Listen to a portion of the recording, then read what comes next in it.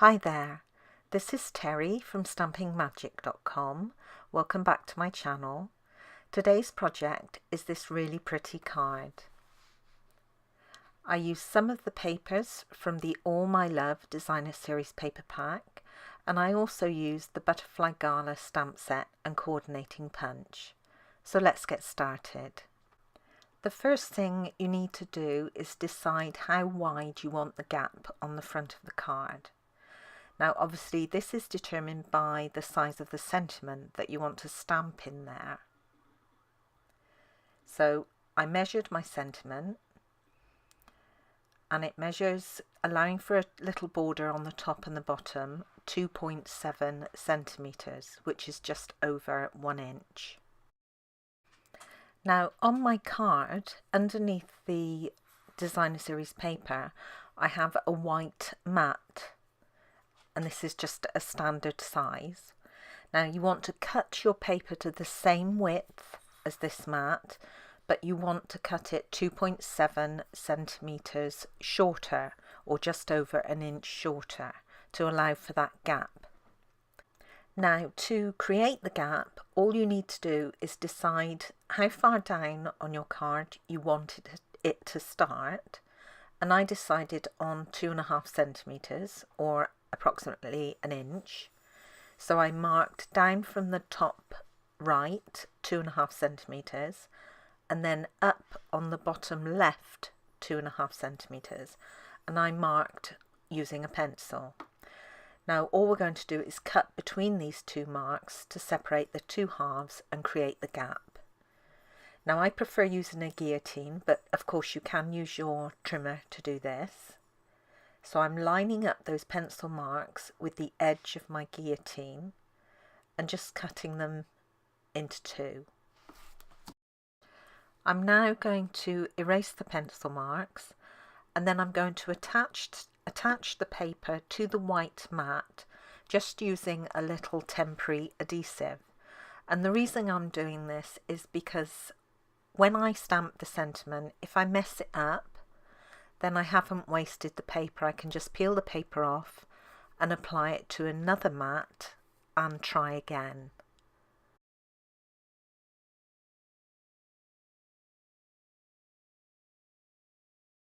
I'm using the Butterfly Gala stamp set for this project, and I'm using this set of butterflies and some of the block stamps that are included. I'm also going to use the thank you so very much sentiment later on. I'm going to use my Stamparatus platform to do the stamping, and I'm adding my stamp case underneath the plate. This will make it level and make it much easier to ink up the stamps on. Now be careful where you position your card. Because I'm stamping towards the right hand side, it's very near the hinge. So if I positioned my card like so and picked up my stamp, when I come to ink it up, I'm going to get ink all over that hinge, which could transfer to my project. So instead, I'm going to turn my card into the other direction. And this time when I stamp, it'll be away from the hinge, so there'll be no issues. I'm not going to get ink on the hinge or on my hands, and we should be safe. So position the stamp on the card and then pick it up with the plate. And I always do a dummy run first. I've got a piece of window sheet or acetate cut to the same size as my Stamparatus, and I've put that on top of the card and anchored it with my magnet. Then I'm going to ink up my sentiment and stamp it down onto that acetate, and just check that everything is lined up as it should be. And it just happened that it was perfect, but if it wasn't, then you could move your stamp or reposition it and go again. Okay, and when you're happy, you can clean off the acetate, remove it from the Stamparatus, and then stamp the sentiment onto your card front. Once your sentiment has been stamped, Then you can carefully remove the designer series paper and just run your finger along where you put that temporary adhesive, and that will remove it. Then you can add permanent adhesive and position it onto your mat.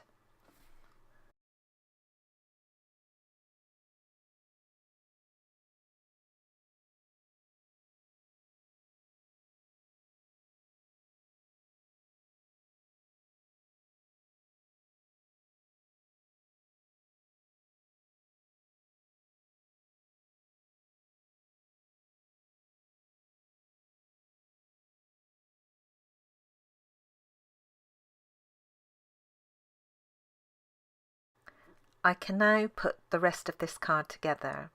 Now I have half a standard sheet of crumb cake cardstock, scored and folded to create a portrait card.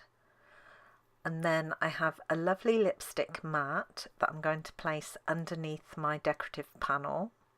So I can position that. And then this whole piece can be added onto the front of my card base.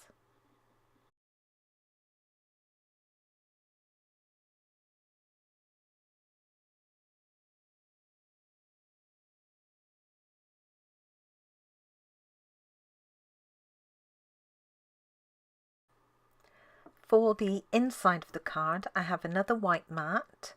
I have a little scrap of the designer series paper and also a scrap of the lovely lipstick cardstock.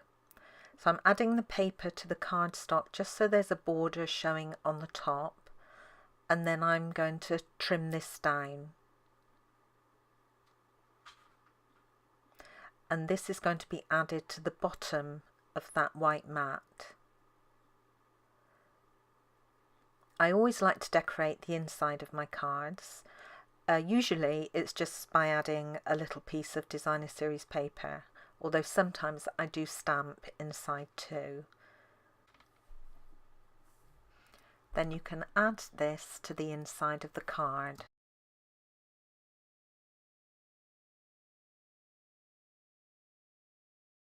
The only thing left to do now is to create the butterflies. I'm going to stamp the outline images using crumb cake ink onto normal weight Whisper White cardstock. Now, although I only need one large and two small butterflies, I'm going to stamp several and then choose which ones I use later on.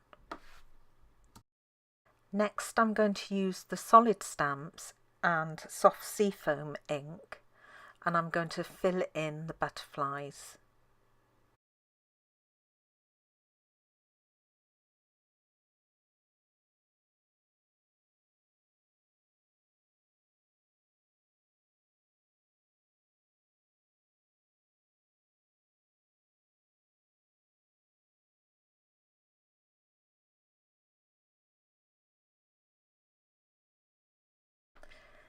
Now I'm going to switch to lovely lipstick ink, and I'm going to stamp off once, and then I'm going to stamp over the top of the soft seafoam, but I'm rocking the stamp. I'm not just stamping it straight down.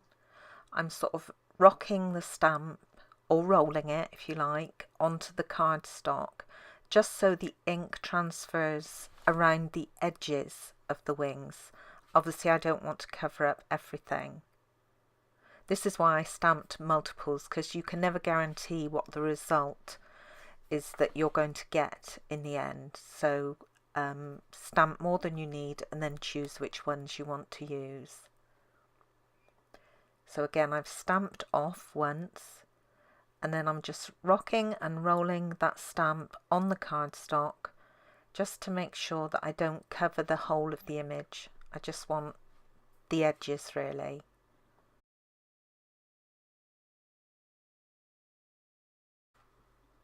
And I had a bit too much that time, so that's one butterfly I will not use on my card. But that one turned out much better.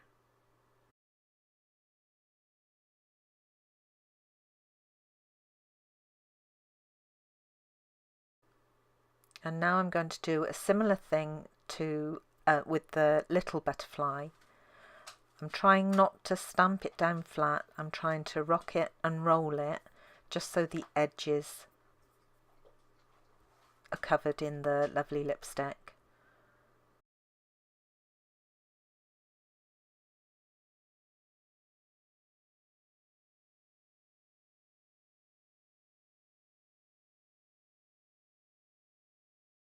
Now I've gone ahead and cut up my dimensionals to really small pieces, and I've added these onto the 4 points of the wings on both the large butterfly and the 2 smaller ones, and I've removed the backings on the dimensionals.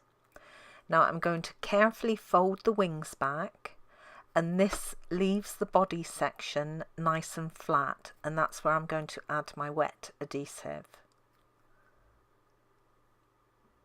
And then I can position my butterfly.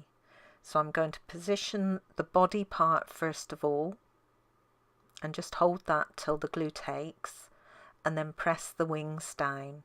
And this adds a lovely dimension to your butterflies when they're positioned on your card. They're not completely flat, they have some lovely shape to them. Now for the little butterflies, if you put your tweezers across the body and then bend the wings back, you'll get the same thing. You'll get a nice flat surface to add your wet glue.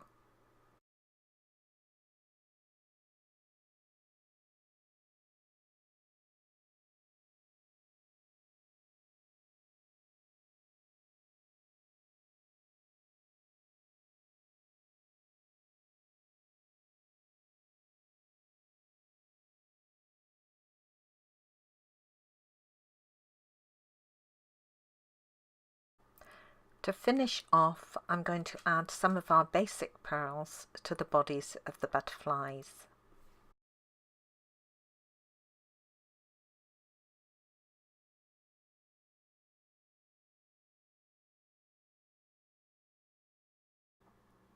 And here is the finished card. These papers really are gorgeous.